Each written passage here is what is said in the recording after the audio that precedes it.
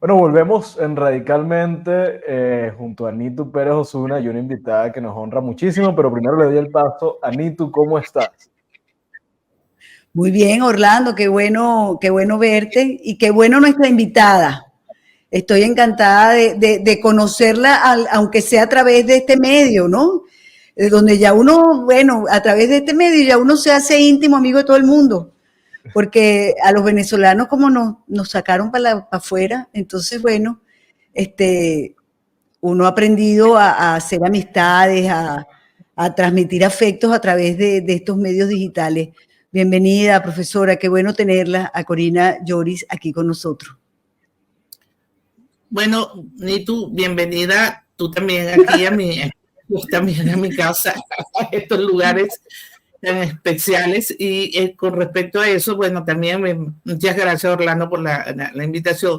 Pero esto que tú estás diciendo en este momento de que nos hacemos amigos por los medios digitales, yo tengo aquí una anécdota con respecto a alguien que todo el mundo jura que nosotros somos amigos de hace 100 años, que sí somos amigos de hace muchísimos años, pero nosotros nunca nos hemos visto frente a frente. Y es Nelson Rivera, del Papel Literario Nacional, con quien yo colaboro. Sacamos dossier, nos hablamos, nos llamamos, nos amamos. Y yo nunca he estado sentada al lado de Nelson Rivera. O sea que nunca te has tomado un café con él. No te has tomado un café con él. Nunca. Y eso estando incluso aquí en Venezuela, porque nosotros empezamos a relacionarnos a raíz de una conferencia que yo di sobre, que yo la titulé Ciudadanos de Papel. Y a él le gustó tanto que me la pidió para publicarla en papel literario. Y yo no lograba reducir el número de caracteres. Entonces él se ofreció a ayudarme y a partir de ahí nosotros nos hemos hecho amiguísimos. Y como yo tengo tantos años escribiendo en el Nacional, entonces Nelson me pide colaboración para el papel literario. Y hace días me decía, Corina, pero tú te has dado cuenta que nosotros nunca nos hemos tomado un café. Y yo le decía, sí, nunca nos lo hemos tomado. De manera que no importa, estamos en otra etapa de la existencia del ser humano sobre la Tierra. Así es. Y afortunadamente que existen estos medios. Sí, Orlando, cuéntame. No, y para nosotros los venezolanos ha sido fundamental esto, y gracias, profe, por estar aquí con nosotros. Y quiero arrancar preguntándole sobre lo que es evidente e inevitable, y es lo que estamos viendo en las calles. Yo sé que usted estuvo en esa caravana que recorrió toda Caracas y que sé que fue impresionante, al menos de las imágenes. Pero cuéntenos, ¿cómo fue eso vivirlo? ¿Usted había visto algo así en Caracas alguna vez? Mira, no. Cuando nosotros salimos de Bejucal, en Altamira, tuvimos el primer encontronazo, que fue que llegando al country nos impidieron seguir adelante. Se bajaron unos policías, venían en moto, y eso que la gente nos había empezado a avisar, nos avisaban a través de los motorizados que nos iban a detener. Entonces había dos oficiales, no eran comunes, sino además parecían unos Terminator. Aquello era una cosa impresionante, la corpulencia que tenían, y además muy, muy agresivos, muy groseros, ¿no? Pero entonces María Corina se bajó del camión. Delsa Solórzano intentó bajarse también, pero ellos se dieron cuenta que, presumo yo, que tenían órdenes de no pasar de ese momento. De ahí en adelante las cosas transcurrieron con bastante normalidad.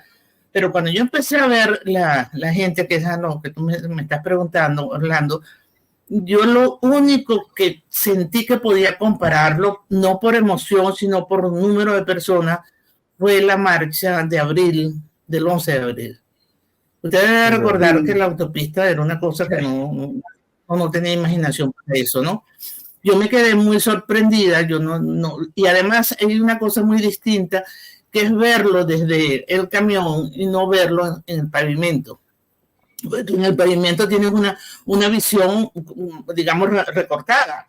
Aquí tú lograbas ver los elevados y tú dices, bueno, ¿qué es esto? Era una cosa impresionante.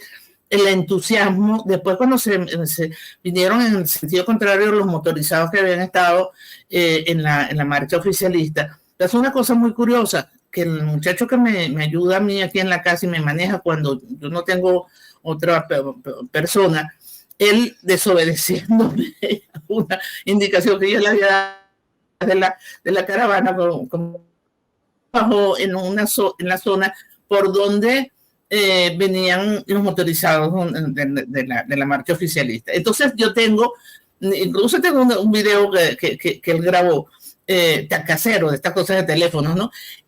Y él oyó las conversaciones, primero lo que les habían pagado. A unos le habían pagado $20, otros 25, a los que trajeron de Barlovento le pagaron $50. Hubo compañías en donde les regalaron 50 motos, y entonces a unos le decían a los otros, ¿y qué vas a hacer? ¿Te las van a quitar? Y decían, no, porque están con nuestros papeles. El asunto es que ellos terminaron quitando unos globos rojos que tenían pegados en la parte de atrás de las motos, pusieron unos azules, se cambiaron de ropa y se fueron detrás de nosotros. Entonces, ahí es una evidencia que te deja ver claro cómo está el ambiente. Para mí fue muy emocionante porque yo había asistido a varias cosas, pero esta multitud no la había podido hacer porque yo no me había ido con María Corina en las grandes manifestaciones, porque bueno, yo había tenido un percance, que no sé si ustedes lo supieron, que yo me di una caída, entonces tuve un problema aquí en una operación, por una caída que tuve saliéndome de uno de los actos políticos, y entonces no me había podido, digamos, acompañar a María Corina hacia alguna de las concentraciones. Y lo que sí había hecho era ir a las que eran más cortas. Por ejemplo, fui a Barlovento, donde también nos obstaculizaron la llegada. Fui a Maracay, también nos obstaculizaron la llegada. Pero esto, Orlando, yo no lo había sentido. Y llega un momento en que entras en una conexión espiritual con la gente muy peculiar. Los estudiantes, las personas mayores. Hubo un momento que un camión dio un frenazo y yo me fui hacia adelante y solté una mala palabra, y resulta que había un grupo de periodistas dentro del camión, entonces se dan cuenta que era yo la que había dicho las palabrotas y me entrevistaron dentro del propio camión. Y los estudiantes me gritaban, profesora, tal cosa. Entonces, tú sientes aquí una emoción que yo no la había visto.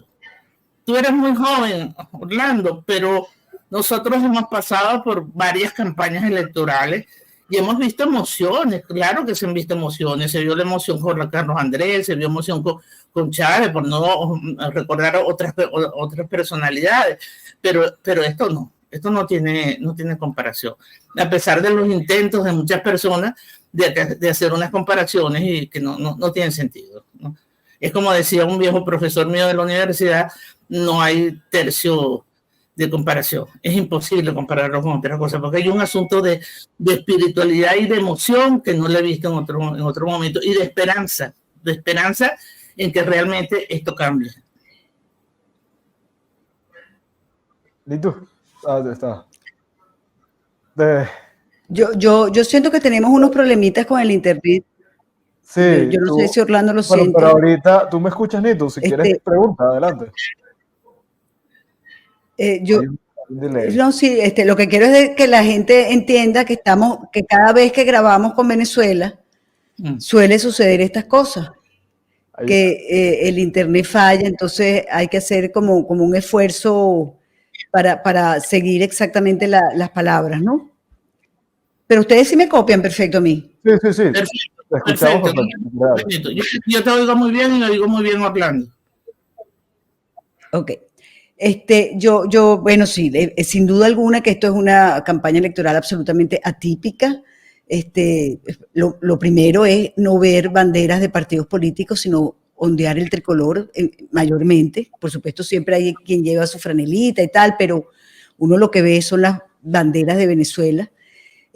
Yo creo que esto habrá que estudiar, será un tema de estudio sociológico, psicológico, social, en el futuro, porque es una campaña absolutamente diferente. Ahora, en medio de todo esto también es diferente porque no estamos en democracia, estamos con una tiranía, estamos con una dictadura. Entonces hoy, por ejemplo, conocemos que el señor que regaló el camión el señor que acogió a María Corina en el Táchira, creo que es de apellido Albacea, si mal no recuerdo.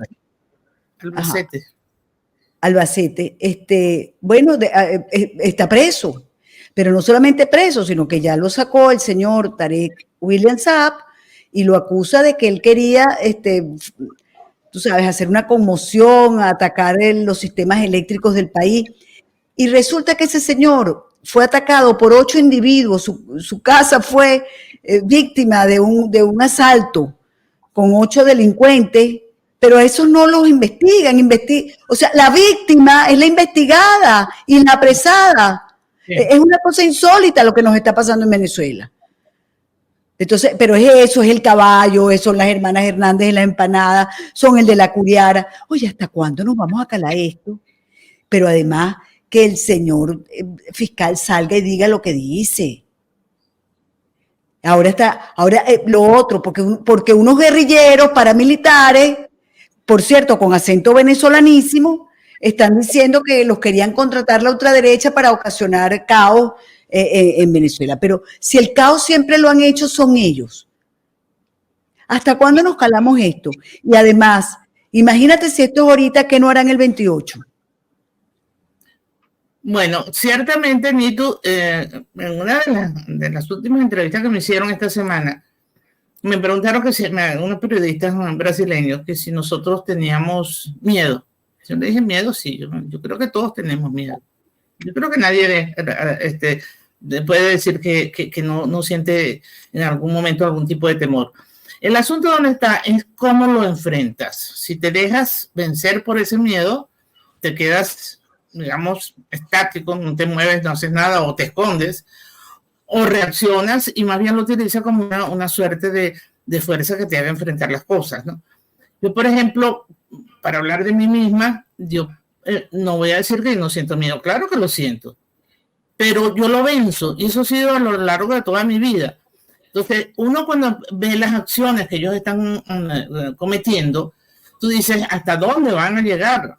¿Hasta dónde llegan? Porque esa es la pregunta. Sí, es un horror lo que están haciendo. ¿Cómo es posible que antier salió El Mundo y sacaron unas imágenes cuando él iba en el carro rumbo a Anzoátegui con una vianda, con su comida, para no comprometer a quienes tienen restaurantes, café, pastelería, lo que sea. Usted sabe, profesora, lo que me da rabia, el silencio. O sea, no hay medios de comunicación que alcen la voz. No hay periodistas que lo digan. Oye, esto no es normal. Tú no puedes. ¿Cómo tú vas a aceptar que un candidato presidencial aceptado por el CNE no puede ser atendido en ningún lado porque cierran el sitio? No vale. No, esto no lo aguanta nadie. A mí me dicen, no, porque Petro dice, porque Lula dice, pero ¿qué dicen? No dicen nada. Porque los Estados Unidos hoy no sé qué fue lo que dijo. No, esto es un horror lo que están haciendo. Sin embargo, Anito, hay una cosa que es muy importante en las intervenciones de Petro y de Lula, y que yo lo he repetido muchas veces, y por eso que ya me han hecho entrevistas los periodistas colombianos, los periodistas brasileños. Yo he hecho énfasis en lo siguiente: más allá de las diferencias que se pueda tener con Petro o con Lula, no voy a entrar en eso porque es entrar en políticas. Claro, es otra cosa. El asunto donde está es que ellos han sido sus amigos. Y son sus amigos los que le están diciendo, cuidado, hazme el favor. Que todo empezó con el asunto de la candidatura mía. Que Lula le dijo, bueno, pero ¿por qué no la dejas inscribir? Cuando una semana antes, el propio Lula le había dicho a María Corina que dejara la lloradera. De manera que ahí hay una serie de elementos que es muy conveniente que ellos intervengan y lo digan. Porque por más que sea... la actitud de ellos lo que te demuestra es el miedo de la fiera acorralada, que evidentemente tiene el peligro precisamente de la fiera acorralada, que puede hacer cualquier cosa. El manotazo puede ser con una garra terrible. Y eso, Nito, si a ti te da rabia, si a ti te da ira, como se le puede dar también a Orlando, nosotros lo que sentimos es una furia impresionante, pero que la tienes que dominar y manejarla y transformarla en otro sentimiento. Porque, por ejemplo, yo recuerdo 2 días después de yo haber hablado con María Corina, no se había hecho público lo de la delegación de la candidatura, fue cuando pusieron presa a Dinora Hernández y a Henry Alviares, y los demás se tuvieron que meter en la embajada. Yo no podía, de la furia que yo tenía, que yo decía, ¿cómo es posible los gritos de Dinora? A mí los gritos de Dinora todavía me dan en el estómago. Entonces yo digo, y el silencio, ese silencio cómplice es horroroso. Es horroroso. Si a eso que tú te refieres, a mí me parece terrible, que se queden callados. Pero también hay una cosa, que es el problema del cierre de los medios. Mira, por ejemplo, hace rato, lo que pasa es que no lo leí completo, pasó a un periodista de la Universidad Católica, a un grupo que tenemos en WhatsApp, que le dieran apoyo porque acababan de cerrar, de quitarle digamos, de bloquearle, la palabra más bien es no cerrar, sino bloquear, un grupo que tienen es para detectar las noticias falsas. Entonces, sí. Yo apoyo. Eso fue Andrés Cañizales. Entonces tú dices, ¿cómo es posible que lo que ellos están haciendo es ayudando a que uno esté desinformado, evitándote que tú repitas cosas que no están verificadas? Y resulta ser que les bloquearon la página. Entonces tú dices, bueno, ¿hasta dónde pueden llegar? Y allí es donde está, digamos, la fuerza. Por favor, me ponen la palabra entre comillas, porque yo de verdad que no creo mucho en esa fuerza, pero que la fuerza que ellos pueden tener, porque amedrentan y la gente sí cede al miedo, ¿no? Sí. ¿Hasta dónde pueden llegar? También tiene que ver con qué tan viable es que lleguemos nosotros al 28 de julio, que se logre finalmente un proceso electoral en el que Edmundo González sea el candidato, y esto no significa que él sea el candidato, sino que la oposición tenga representación, porque al final, si sacan a Edmundo, no es que están permitiendo un resto de candidatos más, sino que le están quitando a la oposición la posibilidad de verse representada en un proceso. Sí. ¿Qué tan viable ve usted, o si tuviéramos que apostar, por ejemplo, a que vamos a llegar al 28 de julio? Que vamos a llegar con las condiciones en las que estamos, que son muy desfavorables, pero que vamos a llegar, y que ese día va a haber un evento que se va a poder aprovechar y se va a poder construir esto, que obviamente todos queremos, que es mucho más grande. Pero realmente vimos lo que pasó con usted, lo obsceno que fue todo eso, vimos lo que también pasó en la víspera de la elección del propio Edmundo. ¿Usted cree que el chavismo se va a quedar de brazos cruzados de aquí al 28? Bueno, Orlando, de hecho no se han quedado con los brazos cruzados, porque todo lo que acaba de señalar Nitu forma parte de una estrategia para desanimarnos y que nosotros tiremos la toalla e incluso atentar contra la unidad, que me parece terrible. Si el golpe lo das en la unidad, es un golpe certero, porque nosotros no podemos ir divididos. Allá los que están, a los que con el lenguaje coloquial los han denominado con un vocablo que tiene que ver con unos animalitos bien feitos, pero lo que sí sucede es que en este sentido, ustedes ven que alrededor de la figura del candidato Edmundo González Urrutia se ha aglutinado la oposición. Y eso es muy importante, la plataforma, que hay que reconocerle sus aciertos. Más allá de todos los problemas que puedan haber existido, hay que reconocerle a la plataforma, primero, que se juntó. Segundo, que aceptó la primaria. Tercero, que hizo el reglamento, nombró una Comisión Nacional de Primaria, le dio autonomía a la Comisión Nacional de Primaria y nunca impidió que nosotros tomáramos nuestras propias decisiones. Teníamos reuniones acaloradas, difíciles, y nunca hubo un problema en que nosotros tomáramos una decisión en que el grupo que está representado en la parte directiva de la plataforma nos obstaculizara algo porque no estuvieran de acuerdo. Y sin embargo, fíjense, ganamos las primarias, hicimos las primarias, gana María Corina las primarias y se logra entonces hacer un movimiento muy importante y se logra el apoyo con la tarjeta. Entonces, si tú golpeas la tarjeta, es decir, estás golpeando el candidato y golpeando de muerte a la unidad, ahí en la situación lo que te queda en tal caso, y ahí yo me estoy dando mi opinión, no la opinión de los otros que pueden integrar el grupo de la unidad, es un golpe que tendría que ser denunciado. Que tendría que ser ver que esto no ha llegado a un camino. Y ve que esa posibilidad está, ve que hay esfuerzos por dar ese golpe. Sí, yo le he quitado porcentajes, Orlando. A mí me da la impresión de que ese escenario, si bien es cierto que tiene todavía un cierto número alto de probabilidades, a mí me parece que ha disminuido. Yo más bien pienso que los problemas pueden ser de forma posterior. Es decir, los meses que median entre el 28 de julio y la toma de posición en enero. Yo creo que esa es la parte más delicada de todo esto. Pero la mayoría de los ciudadanos opinan, en algunos sondeos que conozco, que no aguantan ni siquiera un día más con el régimen. Porque es un régimen que, además de tiránico, persigue y, bueno, sabemos, roba. La gente dice, bueno, se ha hecho un esfuerzo enorme, ¿cómo es que se van a quedar 6 meses más? ¿Para qué? Yo, como siempre digo lo mismo, hay que conocer la idiosincrasia del venezolano y de que se respeten los resultados. Si se respetaran los resultados y se dijera que es el señor González Urrutia el presidente, vamos a suponer que ganó con el 70%, con el 60%, con lo que quieran. Mire, a las 2 horas el 80% está con González Urrutia, porque así es Venezuela. Y eso de que van entregados, se van, entregan, se van del país, entregan sus cosas, porque así es Venezuela. Venezuela es así.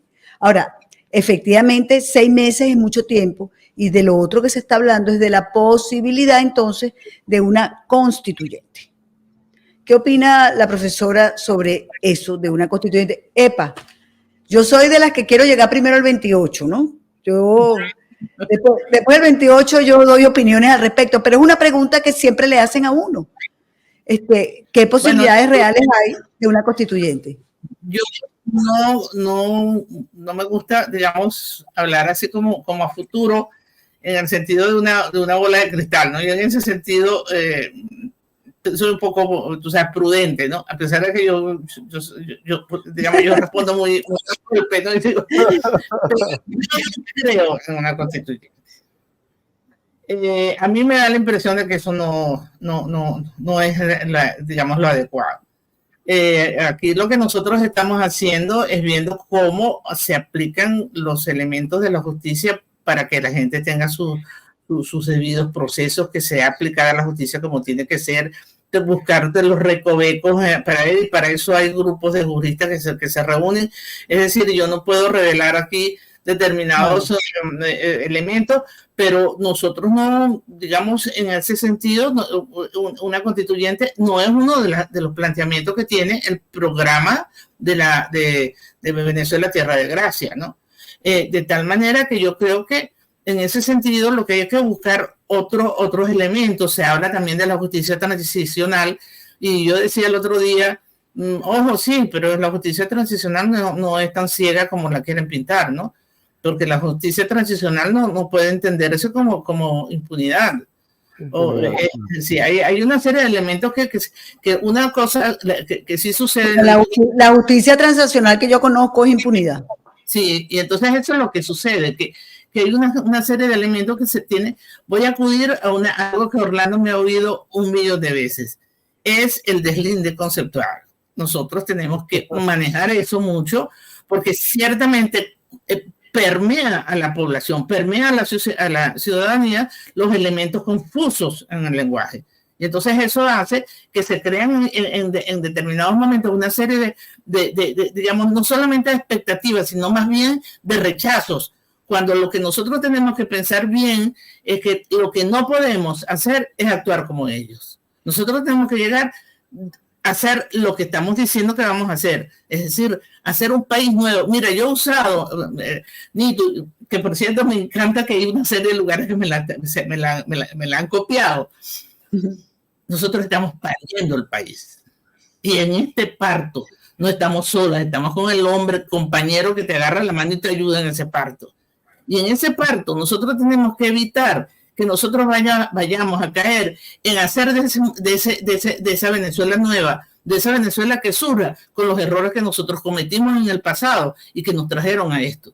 Porque querer pintar el pasado como el paraíso terrenal es otro de los errores.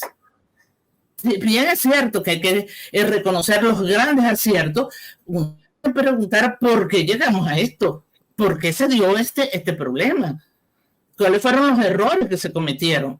Entonces, a mí me parece que empecinarse en una constituyente es bueno volver al año 99 con una constituyente, con una constitución que tiene incluso contradicciones internas. Yo tengo, por ejemplo, Nito, una de las primeras conferencias dadas por mí en esta época chavista, que la di en la Universidad Central y que me cayeron encima, fue el estudio de la Constitución con los errores que tenía ahí adentro. Yo no soy abogado, pero eso tiene una cantidad de contradicciones, eso fue un poquitico lógico y te saltan, porque además tiene unos vacíos tremendos.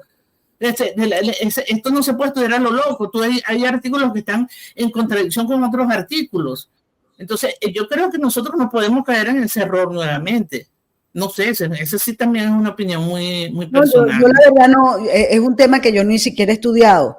Yo lo que sí es que lo oigo mucho en los sectores populares, yo le he contado mucho a Orlando en nuestras conversaciones, que bueno, los amigos de las zonas populares de Caracas que están muy pendientes y que están acompañando de una manera impresionante a María Corina y al señor Edmundo, bueno, ellos dicen que muchos de ellos, y lo sé porque hasta sé que están redactando documentos, que no podría, que la Constitución se deformó, que fue una Constitución que se hizo para un grupo en específico y que bueno, que ellos quisieran participar, es lo que yo escucho. Y yo como me encanta escucharlos a todos, bueno, hay que ver qué es lo que quiere la gente, que no siempre lo que quiere la gente es lo que conviene, que también habría que explicárselo, ¿no? Es que también, Nito, hay una cosa, la Constitución tiene estipulado mecanismos para hacer enmiendas, para hacer ciertas correcciones sin necesidad de llegar a una constituyente, eso está estipulado. Lo que pasa es que yo creo que es un poco, profesora, porque ¿hasta cuándo se queda esta Asamblea Nacional?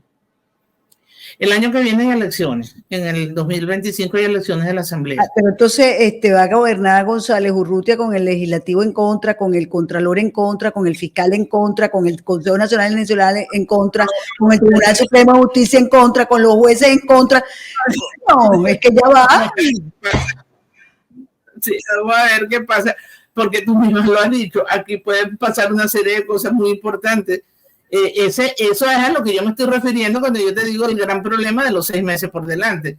No es que si se van o se quedan, sino cómo están conculcados los poderes en el país. Sin embargo, hay una serie de elementos que se pueden ir estableciendo, buscándole soluciones sin necesidad de caer en lo que ellos han hecho. Esto no es fácil, y en ese sentido, yo le decía esta mañana a las personas que estaban aquí haciendo unos trabajos en la casa, que por primera vez en muchísimo tiempo yo había sentido ganas de que me salieran alas y salí corriendo de aquí, porque el hecho de sentir la presión que yo tenía esta mañana, que tenía que enviar unos papeles a un curso que estoy diseñando para fuera del país, que tenía la entrevista con ustedes, que estaba haciendo un pedido a una farmacia y a un automercado y no lograba entrar al banco, y es que yo me tenía desesperada, la luz se iba, regresaba. Entonces, y fíjense ustedes la inestabilidad que tienen en este momento. Entonces tú dices, necesitamos un cambio, pero el cambio no se va a dar en 6 meses. Eso es pensar, no sé. En pajarito preñado. Yo quisiera preguntar sobre lo que quieren algunos sectores, pero quizá no es lo mejor para el país, porque hoy Nicolás Maduro anunció la supresión de este impuesto, ¿no? El que él había anunciado en su momento. Y esto, de alguna manera, es un triunfo de este sector de Fede Cámaras que ha estado ahí trabajando y lo celebraron de esa manera. Y yo quiero preguntarle, profe, ¿qué tan blindada ve a usted a la plataforma, la unidad y el proceso de lo siguiente? Voy a referirme personalmente a esta persona, Francisco Rodríguez. Francisco Rodríguez es este economista que conocemos. Fue jefe de Torino Capital en Nueva York, es un tipo con cierto reconocimiento afuera.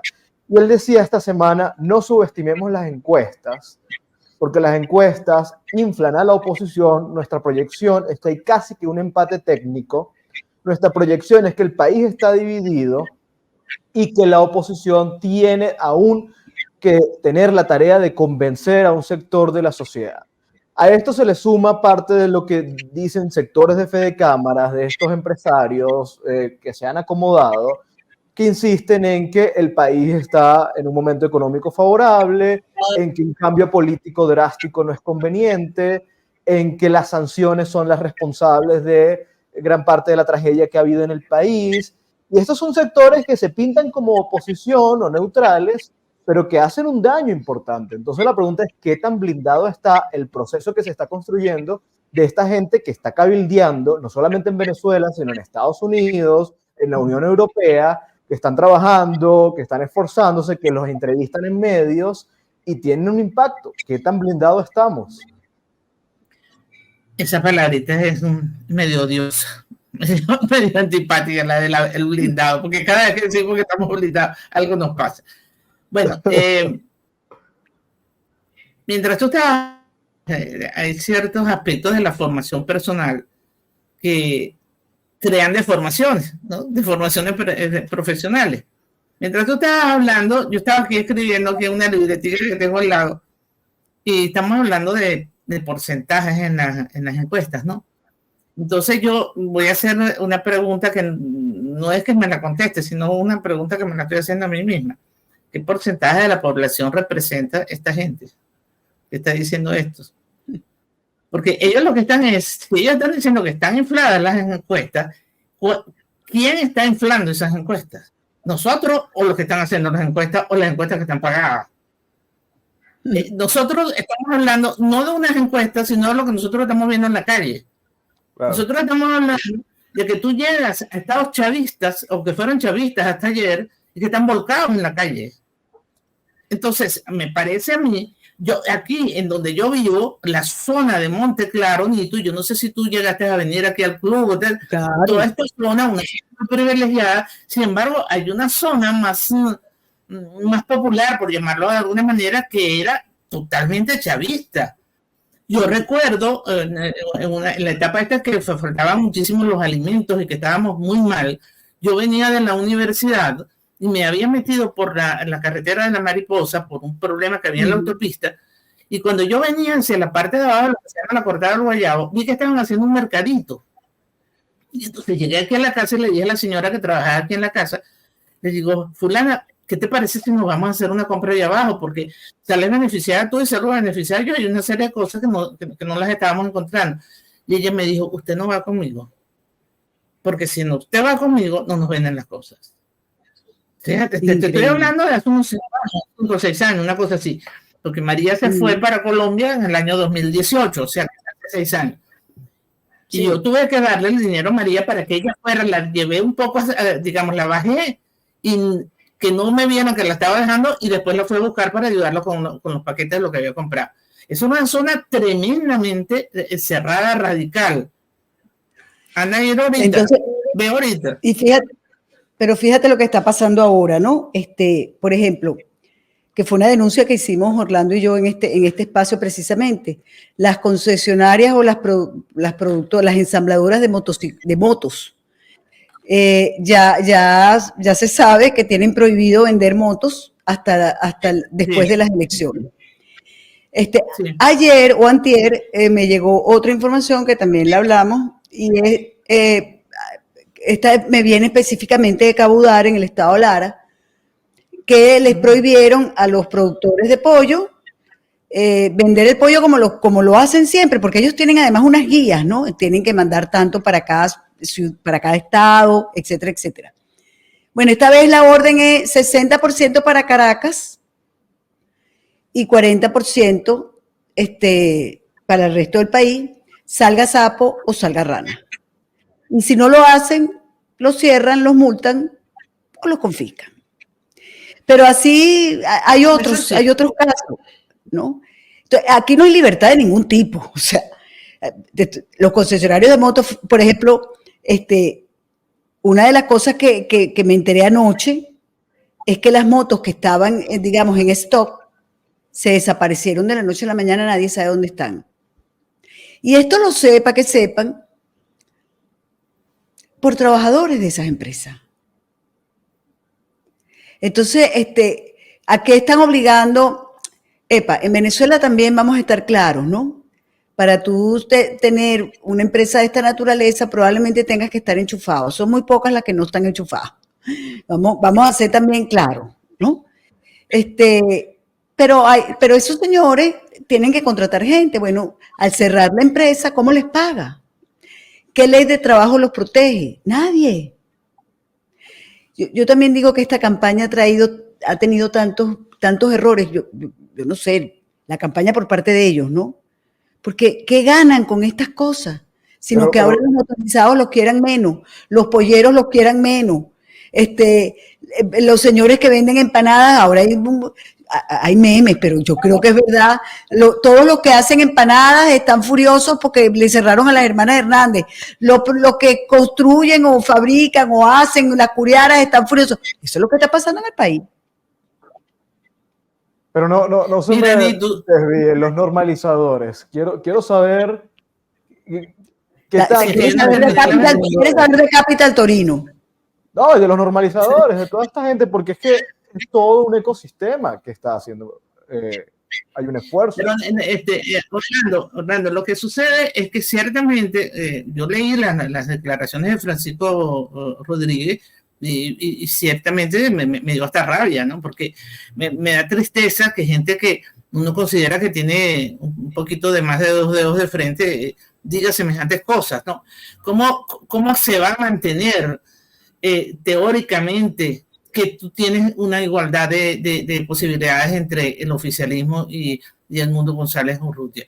Pero es que eso clama al cielo que mantengas eso, a menos que tú hagas una trampa. Pero si tú haces una trampa, entonces tú puedes hacer cualquier otra cosa. Hay algunas encuestas, que no me sé el nombre de la encuestadora, que hace poco sacó diciendo que Maduro tenía, yo creo que era 60, 70%, y Edmundo, yo no sé si era 10 que tenía. De casualidad no han puesto a ganar a Carri, ¿no? Entonces, el asunto es que ciertamente es el manejo de la presencia y de la autoridad de alguien que en un momento determinado puede ser creíble. Entonces, Orlando, que tú has sido alumno mío directa e indirectamente, es una apelación a la falsa autoridad, porque está sacando a una persona que tiene un supuesto prestigio para afirmar algo que se cae por su propio peso. Entonces, evidentemente que hay gente que lo va a creer. Yo estoy segura de que hay gente que se lo está creyendo, pero no creo yo que eso rompa la unidad, porque nosotros estamos, yo no sé si la palabra blindado sirve. Ahora, sí es cierto que en este momento, ni tú lo decías hace rato, tú de pronto te encuentras con unos personajes que están muy desubicados, que parecería que están trabajando para el otro equipo y que están dentro de nosotros, pero resulta ser que no están con nosotros. Pero usted sabe qué, profesora, que ya la gente lo sabe. Orlando, la gente lo sabe. Yo no voy a hacer aquí nombres porque no quiero comprometer a la profesora. Pero hay gente muy al lado que todo el mundo sabe que están jugando camuninga. Sí. Entonces, no, el señor Francisco, y lo nombro porque tú lo nombraste, mire, ese señor todo el mundo sabe para quién juega, y él juega para los bonistas, él juega para otro lado, él no tiene nada que, porque además nunca soñaron ser tan ricos como lo han sido con este régimen. Igual que algunos que están muy en la unidad y nunca se habían hecho tan ricos en una dictadura. O sea, es que lo insólito es que se han hecho millonarios en dictadura. Eso es lo insólito. Entonces, mira, la gente ya los conoce. Ya la gente sabe quiénes son. Eso es lo que yo creo. Pero mira, Orlando, es que hay un elemento que lo está señalando Nito de una manera y yo a lo mejor te lo digo de otra, es que la gente ya no les cree. Ellos no tienen credibilidad. Sí. Porque una cosa es que nosotros podemos decir, oye, ¿qué falta hacer un periódico? ¿Qué falta hacer, tú sabes, manosear la página del periódico? ¿Qué falta nos hace Radio Caracas, Globovisión, no sé qué, Libre? Era un periodista, decir lo que se decía, los que nos entrevistaban, los momentos en que fuimos, ¿qué falta hace? Sin embargo, las redes, dejando de lado la parte negativa de las redes ponen al descubierto a la gente que no puede decir malas palabras aquí, pero lo dejan al descubierto. Entonces, que ellos no pueden seguir escondidos. Mira, el hecho de lo que yo les conté de los motorizados el día de la marcha, devolviéndose y diciendo a un cuello, nos pagaron 20, 25 y 50 dólares, los de Barlovento 25 dólares, te dice, ellos dijeron, ok, dame la plata para acá, dámela, que me hace falta para ponerme gasolina. Y lo que decían entonces hace rato, evidentemente el problema de escasez que vamos a tener de hoy al 28 va a ser impresionante. Es más, yo te voy a dar un dato tontísimo. Yo acostumbré a mi pastor alemán, que es famosísimo, porque el Wall Street Journal le sacó una fotografía de una entrevista que me hicieron, se rodó por todo el mundo, el señor pastor alemán. Yo hace mucho tiempo lo enseñé a lo que se llaman las dietas crudas. Y uno de los elementos que tiene la dieta cruda es el carapacho de pollo. Bueno, ustedes no tienen idea las vueltas que yo tengo que dar para conseguir los benditos carapachos. Entonces, un día le pregunté a alguien, digamos, de estas personas que están en los sectores populares, y me contaron que es que en algunas compañías los carapachos los utilizan para dárselos a los empleados en vez de los de alimentación. Y no, es mentira, porque hay gente que se horroriza que yo gaste el carapacho para un perro, cuando el carapacho, según ellos, se puede comer. Entonces, por favor, claro que están jugando con todo. Ellos están jugando con todo. Y lo que nosotros no podemos caer es en jugar el juego de ellos. Nosotros tenemos que seguir en este camino de entendimiento, de acompañar a la gente, de ofrecer la fe, la esperanza, la confianza. Yo recuerdo, Nito, Orlando, cuando estábamos en las primarias, uno de los primeros elementos que nosotros empezamos a manejar en las entrevistas era hablar de la esperanza y de la confianza. Y gracias a esa esperanza y esa confianza, estas primarias se dieron. Acuérdense que en los primeros meses la gente no creía en esto. Yo no lo creí nunca. Bueno, y fíjate tú, se dieron. Yo no lo creí nunca. Yo era de la que decía, no va a haber primaria.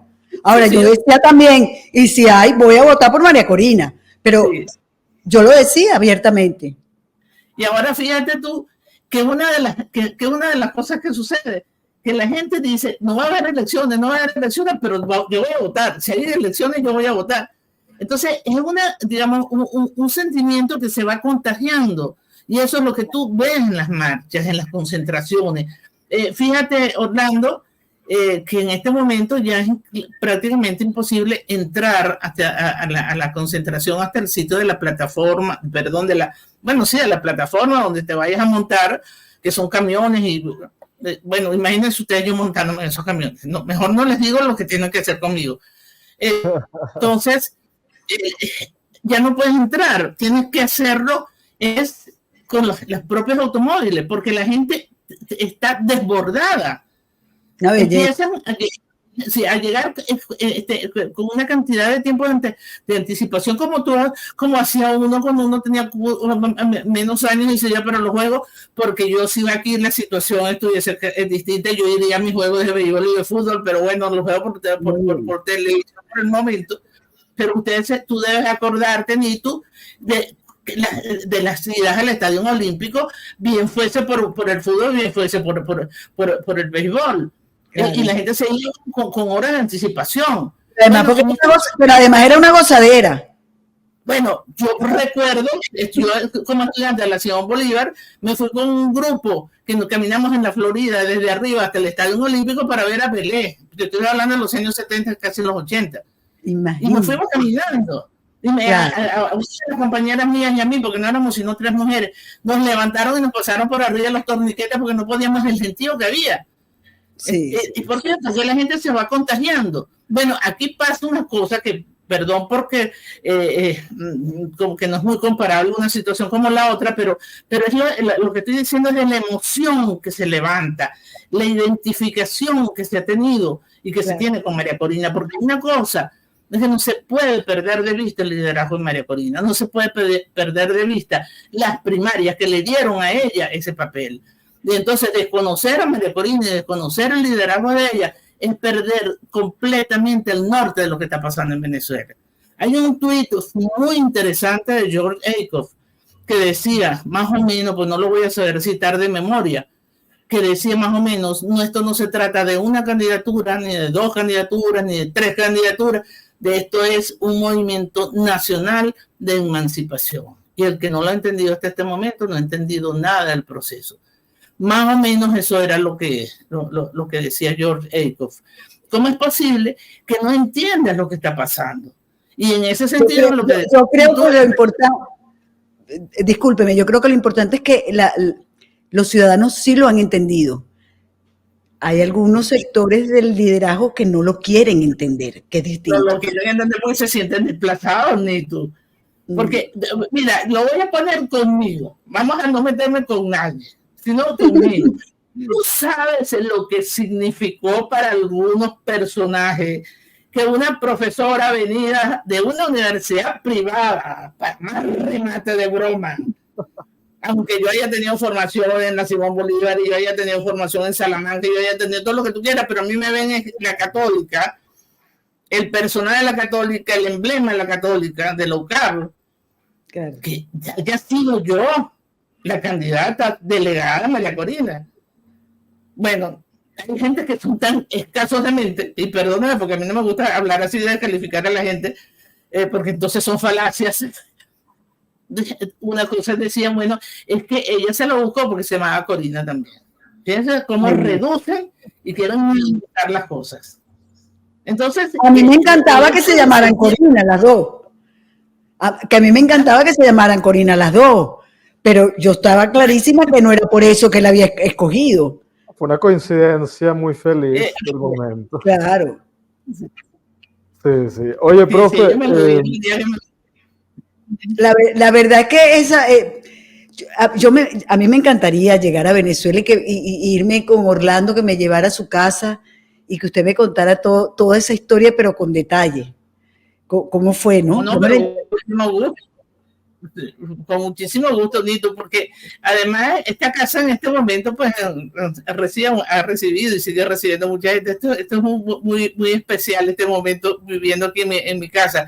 Y sí te puedo decir, porque no lo terminé de decir, en el momento de la propuesta de María Corina, ella sí me dijo, y para más remate, resulta ser que te llamas Corina, mira qué casualidad.